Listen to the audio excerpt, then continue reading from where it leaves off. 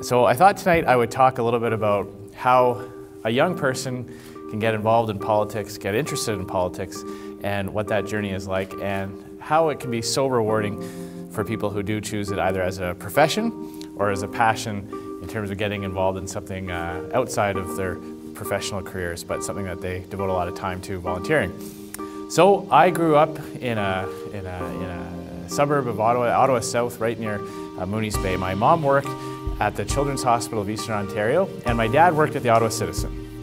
My dad is like a walking encyclopedia. He's the type of person that if you want to watch Jeopardy with him, you have to have the answers out before Alex is done reading the questions, because he just gets them right away. He was also the type of person that when I asked a question, I never got the simple answer. He would go back to the actual origin of the word that I used to ask the question. So if anybody here takes etymology or word origins, I would ask my dad the type of question, when I was 9 or 10 years old, I was fascinated by what was going on in Europe. In the late 80s, early 90s, Eastern Europe was throwing off the shackles of communism, big governments that controlled people's lives, controlled the economy, and people there were fighting for the same freedoms that we have here in Canada. But I didn't really understand it. 9 or 10 years old, you kind of know democracy and communism, words that get used in the news.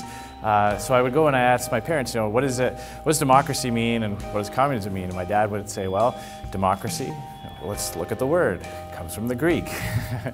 Demos, meaning the people, and ocracy or krasi, meaning rule or power. So it's power or rule by the people.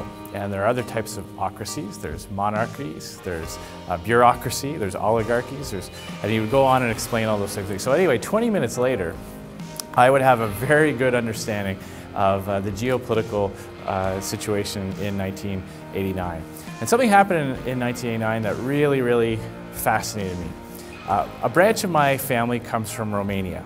And we'd always it was a small branch, we're mostly Irish with a German last name, but I was always intrigued that part of the family came from Romania. It was a country I didn't know a lot about at the time, and it just seemed kind of exotic, and so I'd always mention that when people say, what's your family background?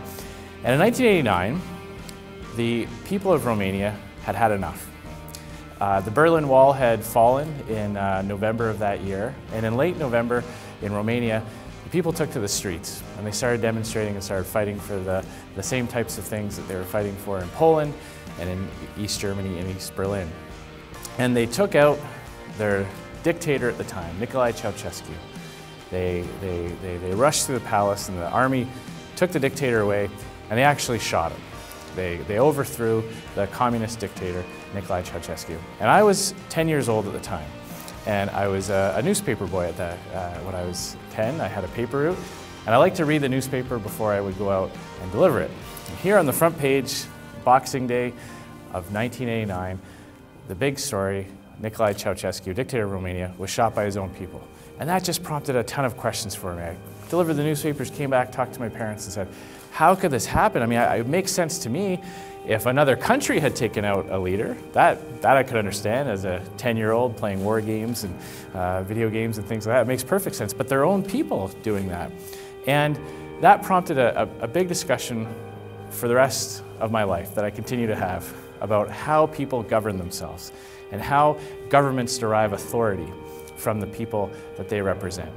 And I learned to appreciate the gift that we have in Canada that has been fought for and dearly bought and passed on to the next generations, that we don't have to take out our leaders behind the palace and shoot them. And as a politician, I'm very glad that we don't have that system in Canada. I'm very happy, if I'm not doing a good job, you can vote me out. I don't have to worry about being marched into the courtyard. And I came to appreciate that this is something that we can't take for granted. That every period in human society, there are some people in the world that have this ability, that live in the type of country that they can do that, and many others who don't. And some countries that had democracies can lose it. And it can be eroded over time until one moment they wake up and they think, oh my gosh, I don't have, as a citizen, any rights or any power to choose the people that are governing me. If anybody's paid attention in Venezuela, we can see how that can happen slowly over time, but then suddenly the comparison between Venezuela today and Venezuela 20 years ago is very stark. Sometimes it can happen very suddenly.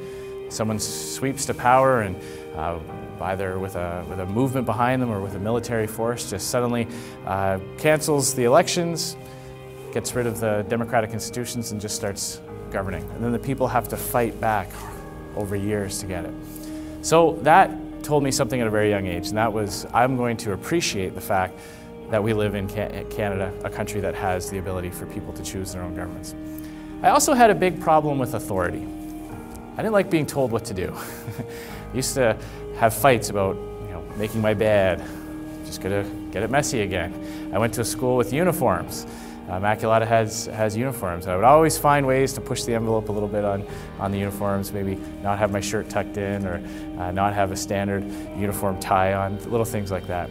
And my parents channeled that into a very productive outlet, both of them, saying, look, you have to respect rules. Rules are there for a reason. We live in a society, we all have to get along.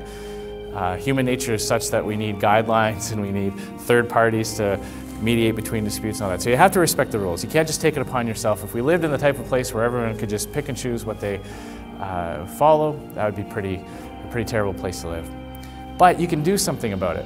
You can have a say in what the rules are by getting involved in politics, by going to meetings, choosing a political party that represents your views, and working towards changing the things that you don't like. If there's a rule that you don't like, go do something about it. And so at a very young age, about 18 years old, I started volunteering on political campaigns because I got very passionate about issues like freedom, personal choice, understanding where true prosperity comes from. And I saw an opportunity for me to find that common ground with other people who thought like I did, who felt like I did. And it was one of the most wonderful choices I've ever made in my life because it has led to an entire lifetime of building relationships, meeting people, fighting for things I believe in. And that is a very, very rewarding feeling when you know that that is what you get to do for a living. And I always thought that if there's one group of people that should be more engaged than anybody else, it's young people. It's young people who have so much at stake because the decisions that are made today will affect them for so long. And I never understood when I was sitting around the cafeteria table at Immaculata when I was 14 or 15, how come every time I brought up politics, I was suddenly sitting by myself.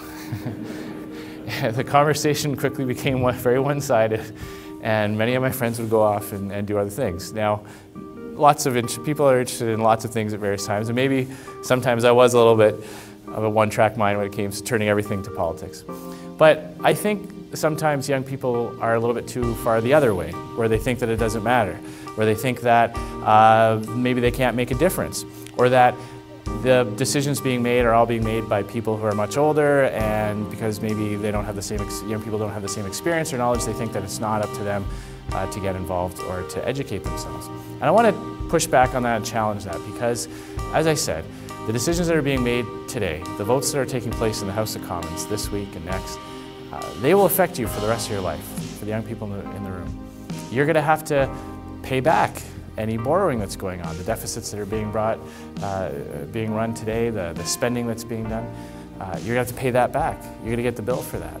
The changes to institutions, if regulations are changed when it comes to, say, post-secondary education, are going to affect you. Rules about housing markets will make a difference for you about whether or not you'll be able to afford your own home early in your 20s or later in your 20s. The types of jobs that will be available for you. All those things you will have to live with for the rest of your lives. And so you'll have more time living under those rules than people who are older.